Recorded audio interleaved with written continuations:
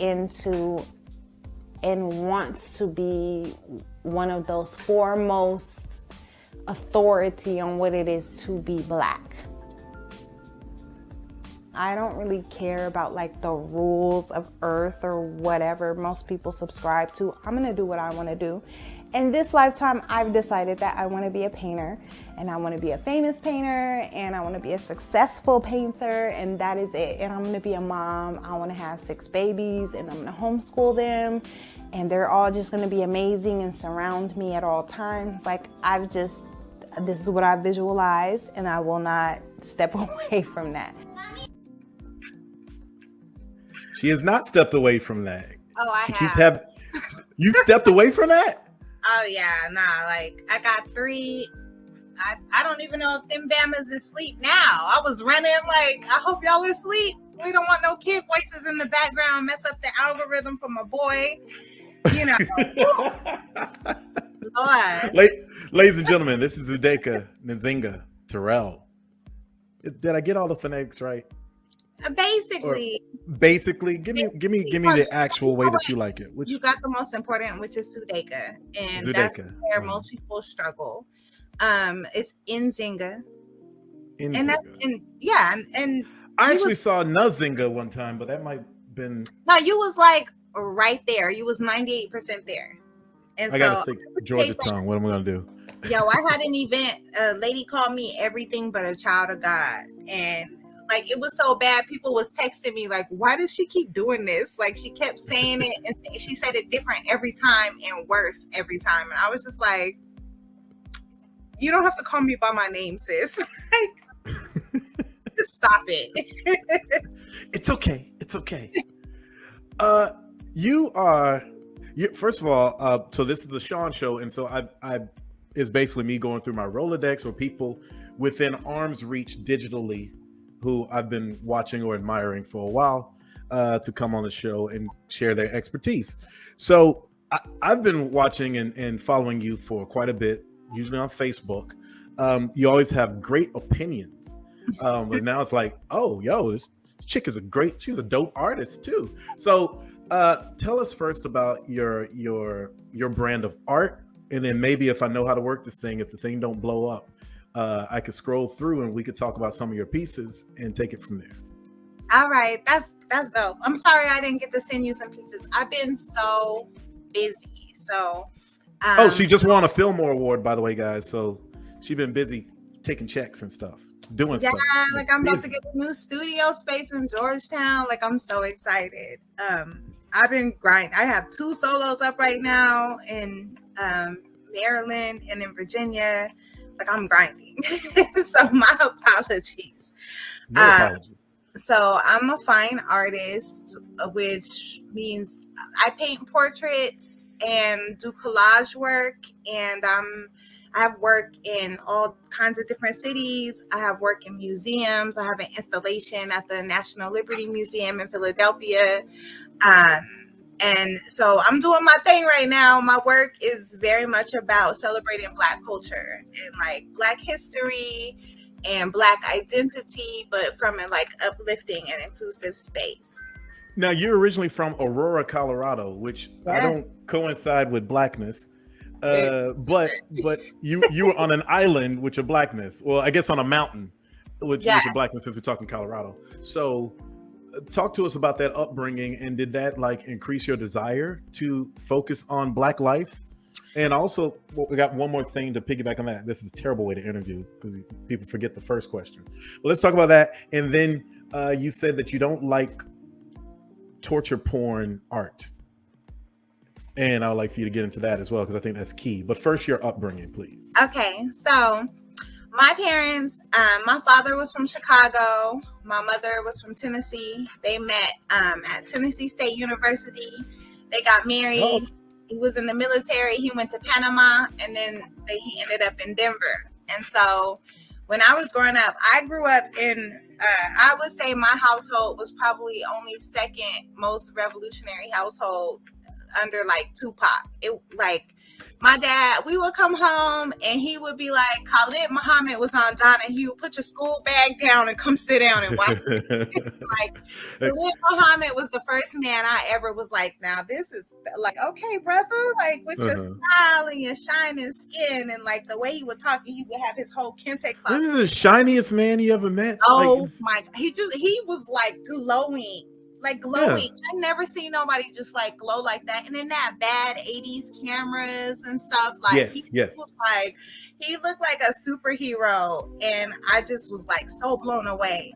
And we had these two Black stores. So we had a Human bookstore and we had a Kente Express. And a Kente Express had like all the African fabrics and the scents, and like you could buy art and prints. And then, you know, Human Bookstore, you could buy Black books. And so every Saturday, my parents would take us out and we would go and like spend the day perusing these stores. So the celebration of Black culture and Black identity was like very ingrained in my house. My parents started a program called Choices, Challenges, and Images. So also every Saturday morning, we would go meet up with the other Black kids in the community, and I could sing you the Black national anthem. Don't ask me to do it because I have had a couple drinks and I will go there. But I could sing you 2.5 of the verses. Like I know it. I know the Kwanzaa principles. Look, James Weldon Johnson don't know the damn verses. He was drunk too when he wrote all that. All the words don't fit together. I don't understand why there needs to be anything after the second verse. Like this is the first verse is enough. Actually, I would 100% agree. It's a very long and wordy song. It is. I'm just like, okay, well, here we go. It's a lot of breath and. Well, it was actually a poem, and then another brother took it and said, "I'm going to put some music to it," and made it a song that way. So it wasn't written to verse like that. I can tell it's very like legs and hips and body, like a lot of like words. And I'm just like, okay, here we go. Okay.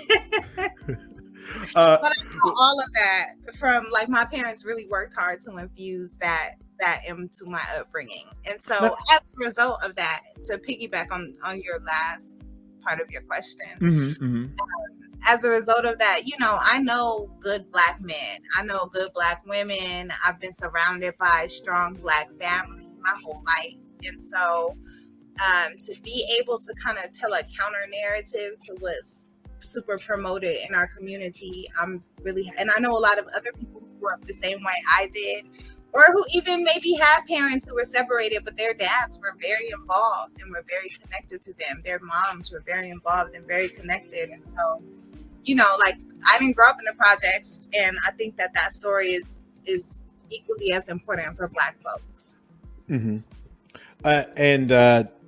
Colorado.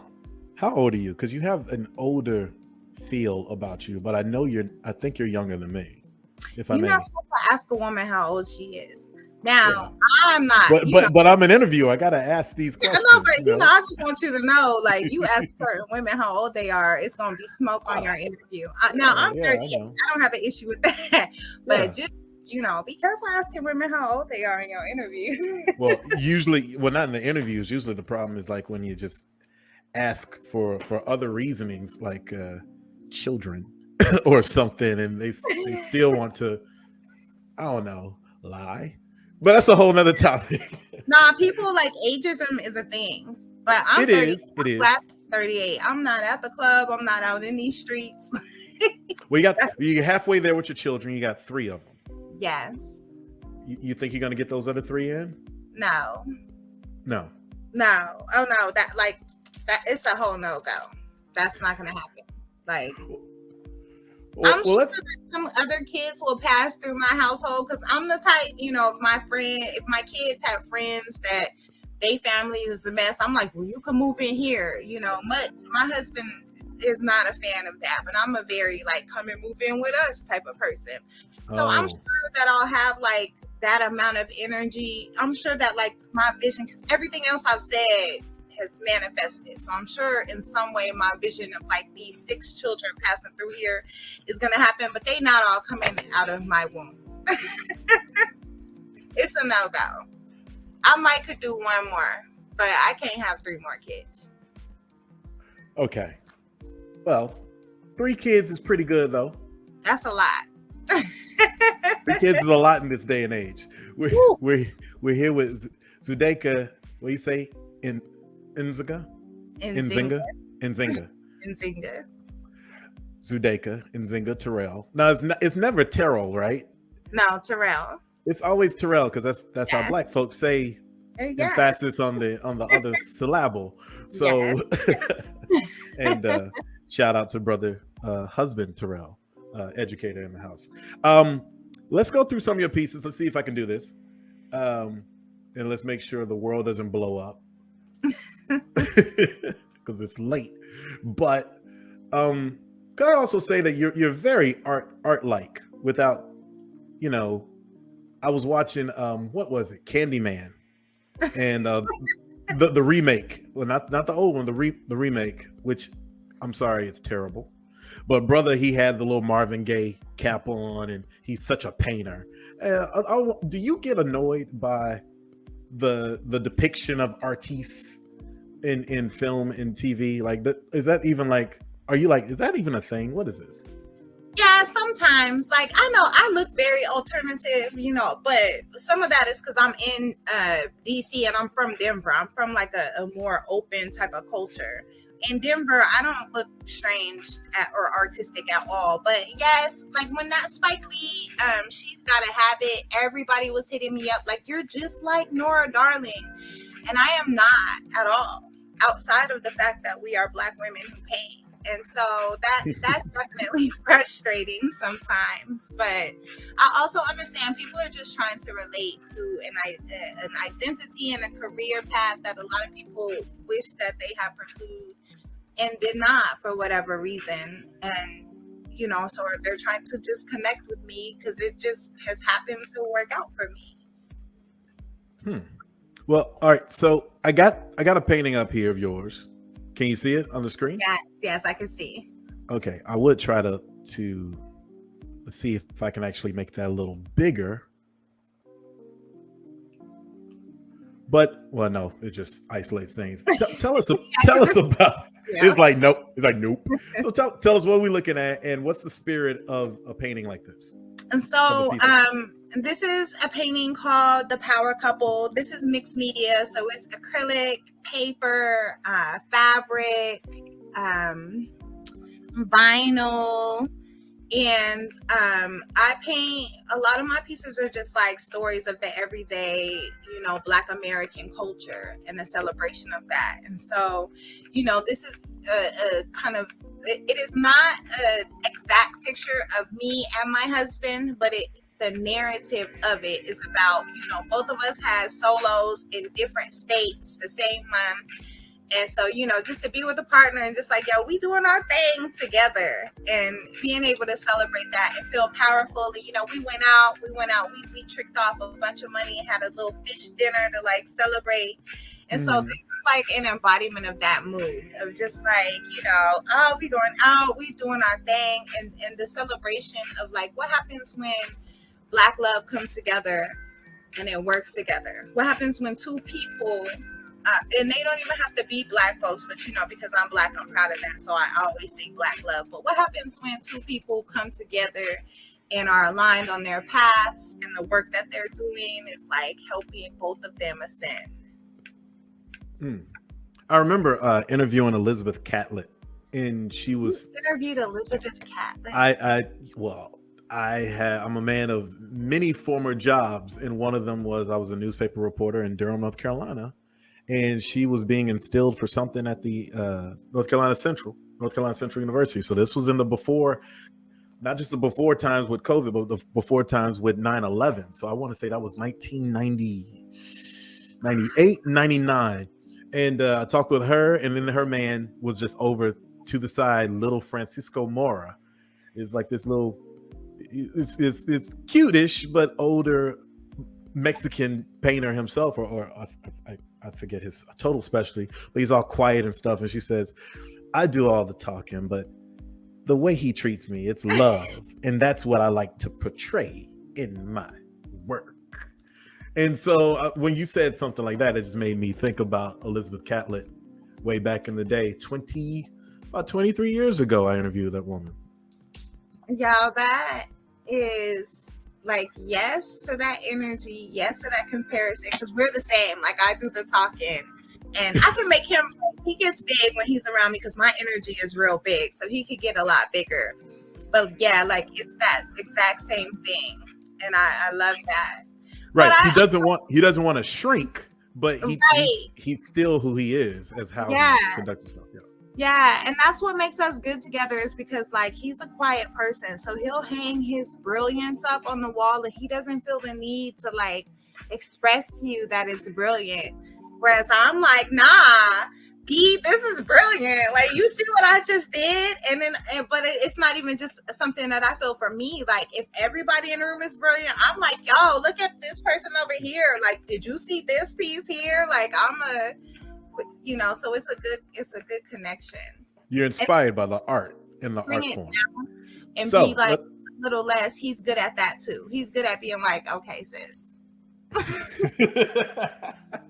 Yin has to have a yang. Let's see if this will work and get another one up. Yeah. You see that? Yeah, so this is a painting from, I want to say 2016, maybe 2017. Maybe 2018, actually, because my son looks about 2, of my husband and my son. My husband's a pastor, and so our kids are, like, very deeply involved in the church. And so, getting to see them, they take these pictures together, they send them when I can't come. And I just love, you don't see a lot, all the pieces that I paint that feature men, typically my pieces feature women. But all the pieces that I have that feature men in positions of, like, giving love and giving a connection to their community, to the people that are around them, to the things that are around them, engaging nature, So, and I have a series of father-son paintings that I think are really important. I dig it. And what's the name of this one? I have no idea. Like, naming paintings is the hardest. I thought there was something wrong. Like, No, like, I'll type something on my inventory list just to type it on the inventory list, but there's only a few paintings that I could, like, off top be like, this is called this. Like, it's I would say like 10% of my paintings have a name that, like, I know this is the name. I knew it was the name ahead of time. Like, a lot of times I'm just like, oh, I painted this, like, I need to call it something. And how much will one of these go for? It depends on the size, and that's what she said. Where it had, and where it has shown before. So, I don't have any pieces available that are under 2,500 at this point. That's under that is sold out, and I think my highest piece is probably 30,000. Those are more like for museums, and so those are not pieces that I expect the average person to come in and purchase. I have a lot of pieces that are between 2,500 and like 10 to 12K, and those are the pieces that people really come in and really engage. The other pieces that are higher are really for being acquired in a museum. And so when you see like that term fine artist, a lot of times what that means is that we aspire to have pieces that are in museums. So we hold certain pieces to be in museums, and we have pieces that we love to be out amongst the people. Well, you don't have your own art gallery for nothing, so good art. Well, I'm not quite there yet. I don't have my own space. But I see you invite people to like the Terrell gallery or what have you, and right? So is that just like a showcase, like events when you do that? Like it's not your own space, like you said. Like people can come to 555 M Street or something like that. But we have a couple things going on. So before the Panini hit, we was having parties at the crib because our house is beautiful. And so, we would get our band, we would hang up our work, and like we was having parties where people could come and like see the new work. Right before the Panini, the party we had, it was too many people at our house. I was like, we need security. This got to be a whole new thing. We have to re-envision it. And then the Panini hit. And so since then, we've just been touring bodies of work at various galleries around the country. And so, we have things that, like we did Milwaukee. I had an opening. We both had solos in Milwaukee. I did an opening in DC. Then we were in Philadelphia, so, my husband's in Harlem right now. He's about to open in Baltimore. Right now, I'm in Maryland, Virginia, and Philadelphia, and Chicago, and about to headline a festival in Colorado. So we getting around now, but we don't have people. And then I just got a space. I have a studio space that's in Georgetown. Not to interrupt you because I'm feeling everything you're saying. That's why I have to interrupt you because I want to affirm something for you. You know what's always impressed me about you, just as an observer from afar, is that you're so progressive and you're doing all these great things, but you're very, very family oriented. Very. I mean, you're highly, and you don't just mention your husband like, oh yeah, I got a husband. You mention your husband as like he's quite the pillar to what you do. And your children, and you also have a dedication to being a mother. I know so many women. I've had a girlfriend who hated the idea of being mom as a title or wife as a title. Well, that takes away from me. I'm like, it seemed like it should enhance whoever the hell you are. Right. And it seemed like from afar, you've always embraced those roles. You love those roles, just like the clip we aired. You said, I would love to be barefoot and pregnant 6 times. Well, you didn't say barefoot and pregnant 6 times, but I'm just making that up. Yeah, but basically, barefoot and pregnant.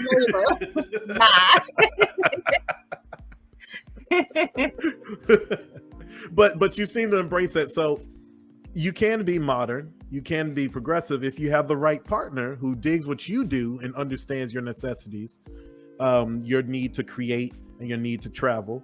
But you're quite maternal, from what I know, and you're quite a wife. So congratulations to Mr. Terrell. Thank you. He's an incredible man and an incredible artist. So, I always tell people that's part of why I love him and why I married him is I was like, oh, I'm about to get my hands on this art. Like, you're not going to leave me. Well, we got this one right here. It's another one. It seemed like another affirmation of Black male presence. Yes. They sort of have always called these the what do you call them, the Orthodox Church halos, but are those sombreros or what have you? What or are they just caps? It's called a Byzantine. The Byzantine type of thing. Well, you say Byzantine. Mm-hmm. And usually it's in gold leaf, but I like to do them in textures and in different textiles because that's important to our culture. So I wouldn't depict a Black American king with like a gold. I would depict him with a texture and a textile because we like prints and we like to mix our prints. Mm-hmm. It's beautiful, actually. It's really beautiful. How did you know that you were going to be good at this?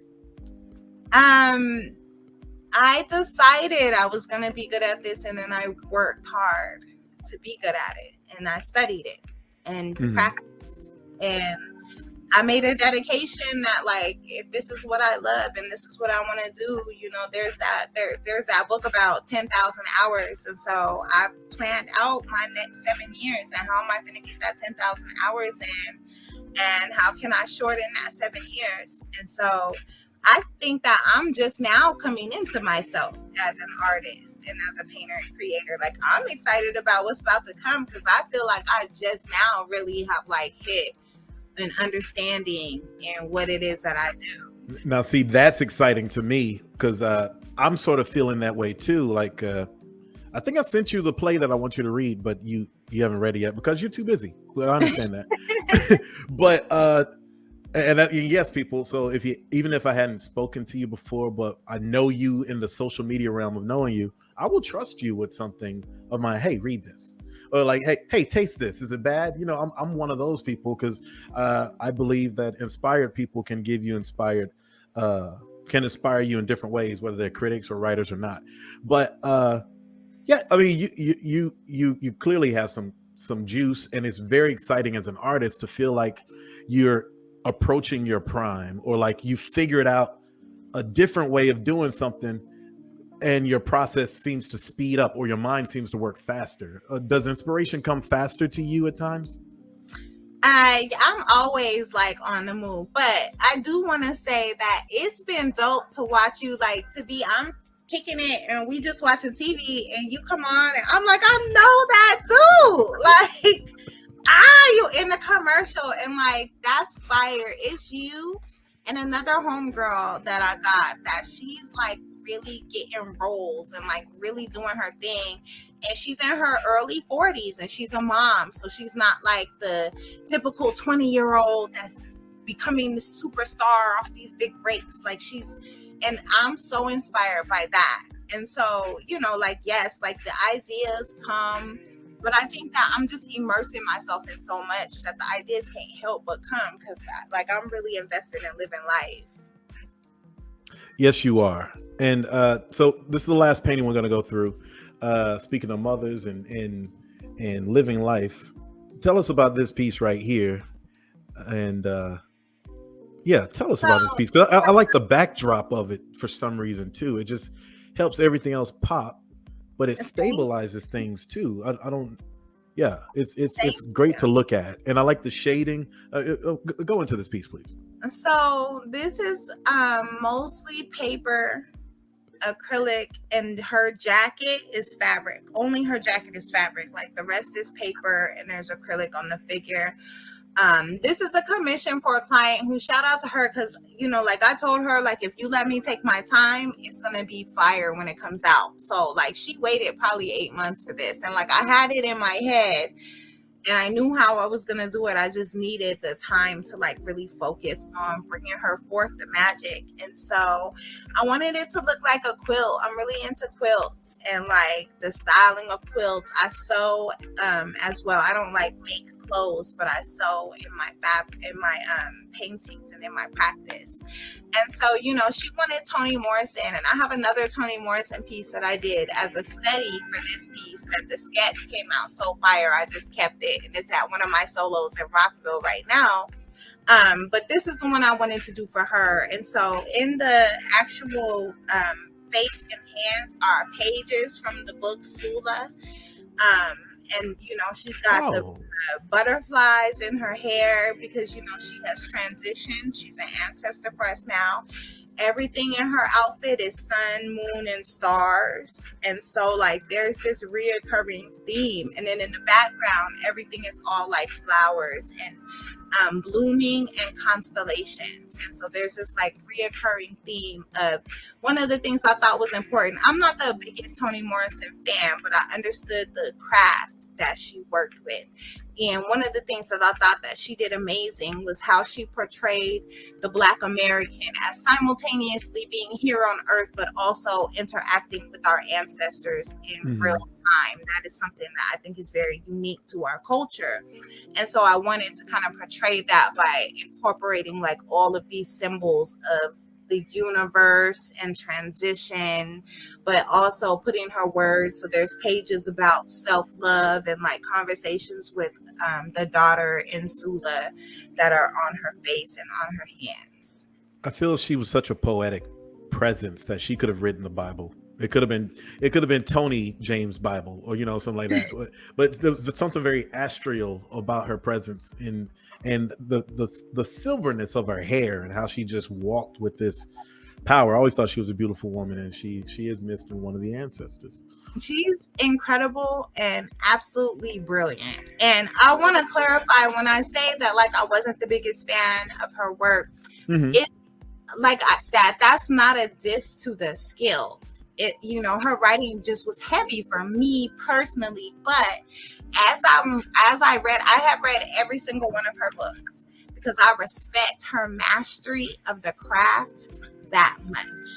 Like, even if I could read it and be like, this book doesn't necessarily speak to me, it's not for me per se, but I know the mastery of the craft and the need to study her mastery of craft and her approach to storytelling, particularly for us, was one of a kind. So, well, then you get it, because you're doing the same thing with how you're telling stories and how you're portraying, particularly African-American folks. But it's just art is art is art. I got to let you go. We got to pick this up because I want to talk to you about other things, because you have such an active mind and an opinion on so many things. That's why I liked you, because like she just said some non-DC woman shit right there. I was saying there was like 3 questions you would not ask me. I was like, please don't ask me about this, and this. We don't have time, but we will get into that. I'll be on IG later if people want to talk to me. We can do that on IG for overtime. But I gotta let you go because I do have Kanisha in the wings, and I'm looking at her. She's all beautiful and blonde and got a denim jacket. She's ready to go. So I'm gonna get to her very shortly. What's that? I'm excited to hear her. There's a person in one of my private groups that was like, "Oh, that's the homegirl. I love her." So I'm like, "Okay, Yep, she's already doing a dance in the green room. So, I'm gonna have to let you go right now, Zoo. But I definitely want you to come back shortly or whenever, and we'll figure it out. We'll have more conversation about other stuff. Yes, thank you for having me. Thank you. No, seriously, thank you, and I appreciate your patience throughout the night. And I go tend to them kids. Have a good rest of your interviews. All right. Thank you, babe. The Shawn Show is brought to you by bodybutterbakery.com. Visit www.bodybutterbakery.com for beard and body oils, hydrating shower gels, nourishing body scrubs with popular scents like strawberry lemonade, mango and pineapple, and champagne apple and honey. Yep, all that and more at bodybutterbakery.com, a proud sponsor of The Shawn Show.